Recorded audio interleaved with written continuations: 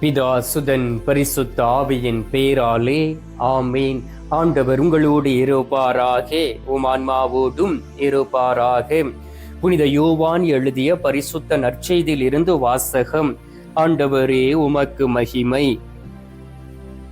அதிகாரம் 1, இறை வார்த்தை 5.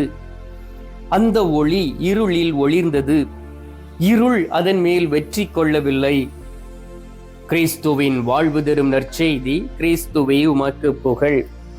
கிறிஸ்துவுக்குள் பிரியமான என் அன்பு சகோதர சகோதரிகளே, நற்கருணை நாதருடைய பக்தர்களே, ஆண்டவராகிய இயேசு கிறிஸ்துவை சொந்த இரட்சகராக ஏற்றுக்கொண்டு அனுதினமும் அவரிடம் ஜெபித்து கொண்டு இருக்கக்கூடிய அன்பு விசுவாசிகளே, உங்களையும் உங்களுடைய குடும்பத்தையும் நற்கருணை நாதர் மிகவும் அன்பு செய்கிறபடியினால் இந்த நாளிலே உங்களை ஆசீர்வதித்து உங்களை உயர்த்துவாராக.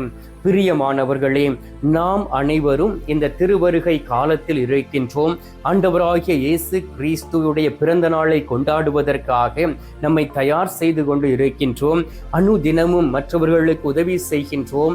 ஒவ்வொரு நாள் உபவாசம் இருந்து ஜெபிக்கின்றோம். ஆண்டவருடைய வார்த்தைகளை உணவாக்கி கொண்டு நாம் ஆண்டவருடைய வழியில் நடக்க நம்மை திடப்படுத்தி பலப்படுத்தி கொண்டு இருக்கின்றோம். உங்களுடைய வார்த்தைகளையும் உங்களுடைய செயல்களையும் கண்டு ஆண்டவர் உங்களோடு தங்குவாராக. இயேசுவுக்கு இன்னொரு பெயர் உண்டு, அவர் மீட்பர், இரட்சகர். இன்னும் சொல்ல போனால் இம்மானுவேலின் தெய்வம், நம்மோடு கூட தங்கி இருப்பவர், கடவுள் நம்மோடு கூட இருக்கின்றார். அவர் விசுவாசத்தின் தெய்வம், ஆண்டவருடைய நற்கருணை நாதராக இருக்கக்கூடிய உண்மையுள்ள தெய்வமாக இருக்கின்றார். எனவே அவரிடம் குறைவு என்பது கிடையாது. அவரிடம் எல்லா வளங்களும் நிரம்பி இருக்கின்றன. எனவே அவர் நற்கருணையில் உயிரோடு இருக்கிறார் என்று நீங்கள் தேடி வரும் பொழுது என் ஆண்டவர் என்னை ஆசீர்வதிப்பார், என்னோடு கூட இருப்பார், என்னுடைய செயல்கள் எல்லாவற்றிலும் அவர் வெற்றி கொடுப்பார், நான் அவரை எனது கண் முன்பாக வைத்து நடப்பேன் என்கின்ற அந்த விசுவாசமும் நம்பிக்கையும் நமக்கோடு கூட இருக்கும் பொழுது அவர் நம்மை ஆசீர்வதிப்பார். பிரியமானவர்களே, நாம் இந்த உலகத்திலே இருளில் வாழ்வதற்கு ஆசைப்படுகின்றோம். இருளில் வாழ்ந்த மக்கள் ஒளியை கண்டார்கள். அந்த ஒளி உலகத்தில் உள்ள இருளை மாற்றியது. ஆனாலும் இந்த அகத்திலே நாம் இருளோடு வாழ்ந்து கொண்டு இருக்கின்றோம். ஆண்டவரிடம் வராதபடி, ஆண்டவரை தேடி வந்து அவரிடம் செபிக்காதபடி, அவரிடம் மன்னிப்பு கேட்காதபடி, அவரோடு ஒப்புரவாகாதபடி, மனம் திரும்பி வராதபடி நாம் இருளில் வாழ்ந்து கொண்டு இருக்கின்றோம். எனவே தான் சில மக்களிடம் சொல்லும் பொழுது, ஃபாதர், என்னுடைய வாழ்க்கையில் இருள் நிரம்பி இருக்கின்றது, ஏன் நான் செய்யக்கூடிய காரியங்கள் எல்லாமே நன்றாக இருப்பது இல்லை, தரித்திரியமாக இருக்கின்றது, எந்த ஒரு செயலை செய்தாலும் அதில் ஒரு நல்ல ஒரு ஆசீர்வாதம் இல்லை, ஒரு தொழிலை தொடங்கினால் ஆசீர்வாதம் இல்லை, என்னுடைய பிள்ளைகளுக்கு ஒரு காரியத்தை செய்தால் அதில் ஆசீர்வாதம் இல்லை, மனம் உவந்து ஒரு காரியங்களை செய்தால் அதில் நிம்மதி இல்லை, என்ன செய்வது என்று அறியாமல் திகைத்து கொண்டு இருக்கின்றோம். எங்களுக்காக ஜெபியுங்கள் ஃபாதர் என்று கேட்கக்கூடிய மக்கள் உண்டு. அதே போல் ஃபாதர், என்னுடைய விசுவாசம் குறைந்து போய்விட்டது, முன்பு இருந்த காலங்களில் எல்லாம் கோயிலுக்கு சென்று கொண்டு இருந்தேன், ஒவ்வொரு நாளும் தவறாமல் திருப்பலியில் பங்கு கொண்டு நற்கருணை நாதரை உட்கொண்டேன், தவறாது பாவ சங்கீர்த்தனம் செய்தேன், அனுதினமும் வேதம் வாசித்து விட்டு தான் என்னுடைய வேலைக்கு செல்வேன், படிக்கக்கூடிய காலகட்டங்களிலும் அப்படித்தான் இருந்தேன். ஆனால் இப்பொழுது எல்லாமே வெறுமையாகிவிட்டது, நான் இருளில் வாழ்ந்து கொண்டு இருக்கிறேன் என்று அநேக மக்கள் எனக்கு மெசேஜ் அனுப்பியதும் உண்டு. பிரியமானவர்களே, உங்களுக்கு தான் இந்த செய்தியை ஆண்டவர் கொடுக்கின்றார். உலகத்திற்குள் ஒளியை கொண்டு வந்தவர் நம் ஆண்டவராகிய கடவுள். அவருடைய மகன் வழியாக நமக்கு மீட்பு என்கின்ற ஒளியை கொடுத்திருக்கின்றார். எனவே இயேசுவின் மீது நம்பிக்கை வைத்து, இயேசுவை அறிந்து, இயேசுவை தேடி வந்து அவரிடம் நாம் ஜெபிக்கும் பொழுது அந்த நம்பிக்கை பலப்படுகின்றது. அந்த நம்பிக்கையின் வழியாக ஆசீர்வாதத்தை பெற்றுக் கொள்கின்றோம். எசையா தீர்க்கதரிசி புத்தகம் 9வது அதிகாரம் 2வது இறை வார்த்தையை வாசித்து பாருங்கள். இருளில் வாழ்ந்த மக்கள் பெரிய ஒளியை கண்டார்கள். இருள் நாட்டில் உள்ள மரண நிழலின் வாசம் பண்ணினவர்களுக்கு ஒளி உழன்று கொண்டு இருந்தது என்று சொல்லப்பட்டு இருக்கின்றது. அப்படி என்றால் இருள் நாட்டை சூழ்ந்து கொண்டு இருந்தது. மக்கள் அந்த இருளின் வாழ்ந்து கொண்டு இருந்தார்கள். அவர்களுடைய வாழ்க்கையில் ஒளி என்பதே இல்லை. ஆனால் ஆண்டவராகிய இயேசு கிறிஸ்து என்கின்ற மீட்பர் வரும் பொழுது அவர்கள் மிக பெரிய அந்த ஒளியை கண்டார்கள். அந்த ஒளியாகிய கடவுள் நம்மோடு கூட இருக்கின்றார், எங்களை மீட்டு ரட்சிப்பார், எங்களை அவர் தேடி நாடி வந்து எங்களை பலப்படுத்தி கொண்டு இருக்கின்றார் என்கின்ற ஒரு நம்பிக்கை மக்கள் நடுவிலே கடந்து வந்தது. எனவேதான் அன்பார்ந்தவர்களே, அந்த காரிருள் நடந்து வந்த மக்கள் பேரொளியை கண்டதை போல சாவின் நிழலில் சூழ்ந்துள்ள நாட்டில் குடியிருப்பேர் மேல் அந்த சுடர் ஒளி படர்ந்தது என்று சொல்லப்பட்டு இருக்கின்றது. எனவே தான் தொடக்க காலங்களிலும் கூட ஆண்டவர் இந்த உலகத்தை உருவாக்கிய பொழுது, மனிதர்களை உருவாக்கிய பொழுது, இந்த உலகத்தை படைத்த பொழுது அவர் பகல் நேரத்தில் அவர் படைக்கவில்லை, இரவு நேரத்தில் தான் படைத்தார். மாலையும் காலையும் நிறைவேறி ஒரு நாளாக மாறியது என்று அதில் சொல்லப்பட்டு இருக்கின்றது. ஒவ்வொரு படைப்புகளையும் பார்க்கும் பொழுது என் ஆண்டவர் அவர் எல்லாவற்றையும் இரவு நேரத்தில் படைத்தார். ஏனென்றால் அந்த இரவு மனிதர்களை ஆட்சி செய்யக்கூடாது என்பதற்காக, இரவு இந்த மக்களை தன்வயப்படுத்திக் கொள்ள கூடாது என்பதற்காக உலகத்திற்கு ஒளியை கொண்டு வந்தார் நம் ஆண்டவராகிய இயேசு கிறிஸ்து. அந்த நாளை தான் நாம் கிறிஸ்மஸாக கொண்டாடுகின்றோம். இயேசுவின் பிறப்பை நாம் கொண்டாடி கொண்டு இருக்கின்றோம். அன்பார்ந்தவர்களே, எங்கு பார்த்தாலும் அழகான அலங்காரங்கள், வீடுகளை பார்த்தால் அழகாக வெள்ளை அடித்து அதை தூய்மைப்படுத்தி வைத்திருக்கிறார்கள். எதற்கு தெரியுமாம்? ஆண்டவராகிய இயேசு கிறிஸ்துவை தன்னுடைய வீட்டிற்குள் அழைத்து வருவதற்கு. அழகாக நல்ல பட்டாடைகளை உடுத்திக் கொள்வார்கள். ஏனென்றால் தன்னை அலங்காரப்படுத்திக் கொள்ளும் பொழுது ஆண்டவராகிய இயேசு கிறிஸ்து என்னை தேடி எனக்குள் வருவார் என்கின்ற ஒரு நம்பிக்கையும் ஒரு விசுவாசமும் அவர்களுக்குள் கடந்து வருகின்றது. ஆண்டவருடைய வார்த்தை சொல்லுகின்றது. யோவான் நற்செய்தி 8வது அதிகாரம் 12வது இறை வார்த்தையிலே, நானே உலகத்தின் ஒளி, என்னை பின்பற்றுகிறவர்கள் இருளில் நடக்க மாட்டார்கள் என்று, நானே உயிர் தரும் ஒளியாக அவர்களோடு கூட இருக்கிறேன் என்று வாக்கு கிடைக்கின்றார்.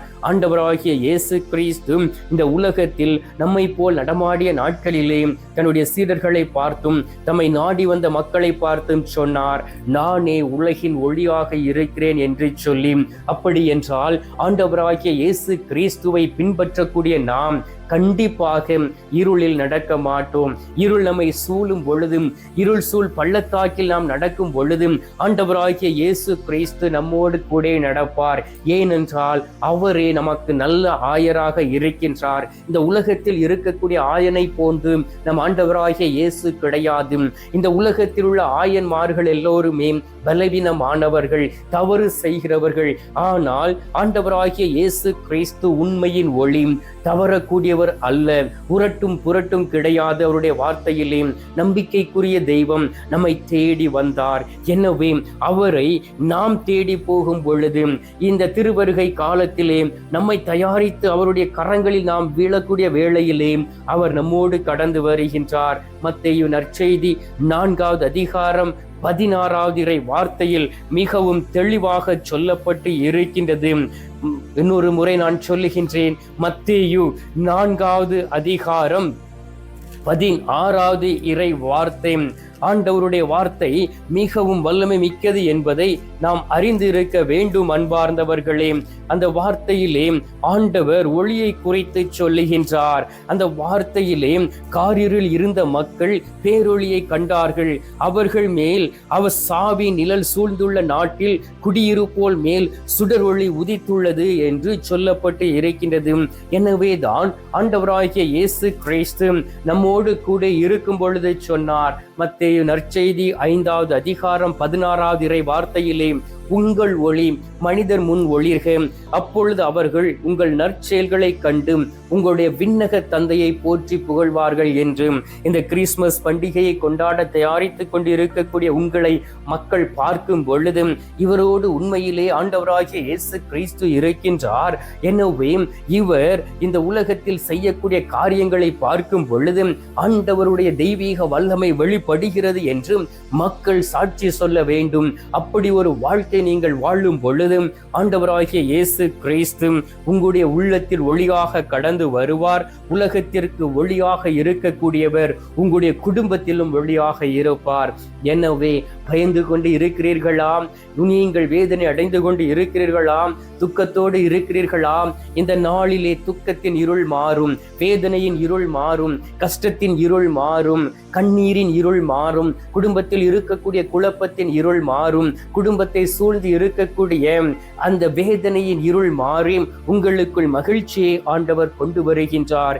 எனவே கண்களை மூடி சில மணி துளிகள் நமக்காகவும் நம்முடைய பிள்ளைகளுக்காகவும் நற்கருணை நாதரிடம் மன்றாடுவோம். எங்கள் பரலோக தந்தையே, இயேசு கிறிஸ்துவே, தூயனல் ஆவியே, தகப்பனே, இந்த அருமையான காலை பொழுதிற்காக உமக்கு நன்றி சொல்லி உமை துதித்து உமை ஆராதிக்கிறேன் அப்பா.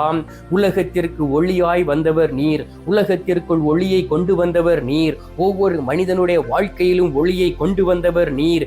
இருள் சூழ்ந்த வாழ்க்கை நாங்கள் வாழ்ந்து கொண்டு இருந்த பொழுதும் ஆண்டவரே எங்களுக்கு அடைக்கலமாக வந்து எங்களை தேடி வந்து எங்களுடைய வாழ்க்கையில் இருந்த இருளை எடுத்து மாற்றி எல்லா மக்களுடைய வாழ்க்கையிலும் பேரொளியாக கடந்து வந்தீர். நீரே உலகத்திற்கு ஒளியாக இருக்கின்ற தெய்வமாக இருக்கின்றீர்.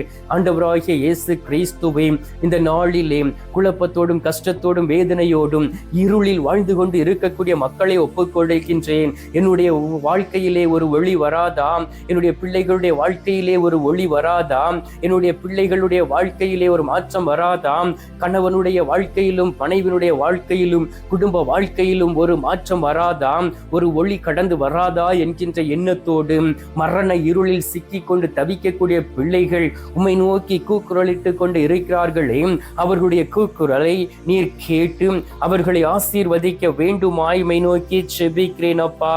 ஏனென்றால் நீர் எங்களுக்கு ஒளியாய் கடந்து வரும் பொழுது அந்த ஒளியை யாருமே அணைத்துவிட முடியாது என்று நாங்கள் விசுவசிக்கின்றோம்.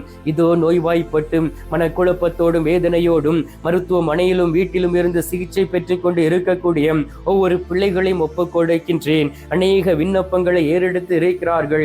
அனைத்து விண்ணப்பங்களையும் ஒப்புக்கொடுத்து ஜெபிக்கின்றேன். ஆண்டவராகிய இயேசு கிறிஸ்துவே, இந்த நாளிலே உமது ஆசீர்வாதத்தினால் அவர்களை நிரப்பி அவர்களுடைய வாழ்க்கையில் இருக்கக்கூடிய குடும்பத்தில் இருக்கக்கூடிய இருள் மாறி அவர்கள் இந்த உலகத்திலே வாழ்ந்திட வேண்டும் ஆய்வை நோக்கி ஜெபிக்கின்றேன். குறிப்பாக உமது பிறந்த நாளை கொண்டாட தயாரித்துக் கொண்டு இருக்கிறவருடைய தேவைகள் அனைத்தையும் நிறைவு செய்வீராக. ஏழை எளிய மக்களுடைய தேவைகளை சந்தித்து அவர்களை ஆசீர்வதித்திட வேண்டுமாய்மை நோக்கி செபிக்கிறேன் அப்பா. ஆண்டவராகிய இயேசு கிறிஸ்துவே, இந்த அருமையான நேரத்திலே நீர் எங்களுடைய குரலை கேட்டதற்காக உமக்கு நன்றி.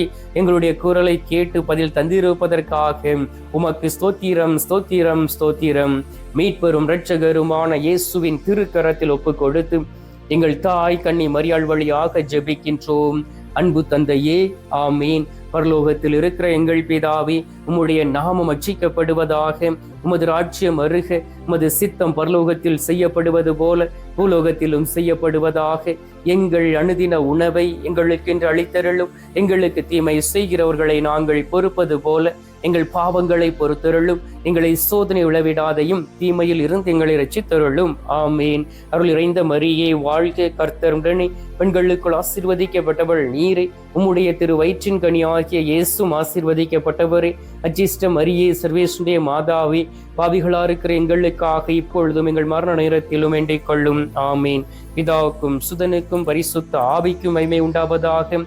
ஆதியில் இருந்தது போல இப்பொழுதும் எப்பொழுதும் என்றென்றும் இருப்பதாக. ஆமீன். அன்பார்ந்தவர்களே, நற்கருணை நாதர் தரும் ஆசீர்வாதத்தை பெற்றுக்கொள்வோம்.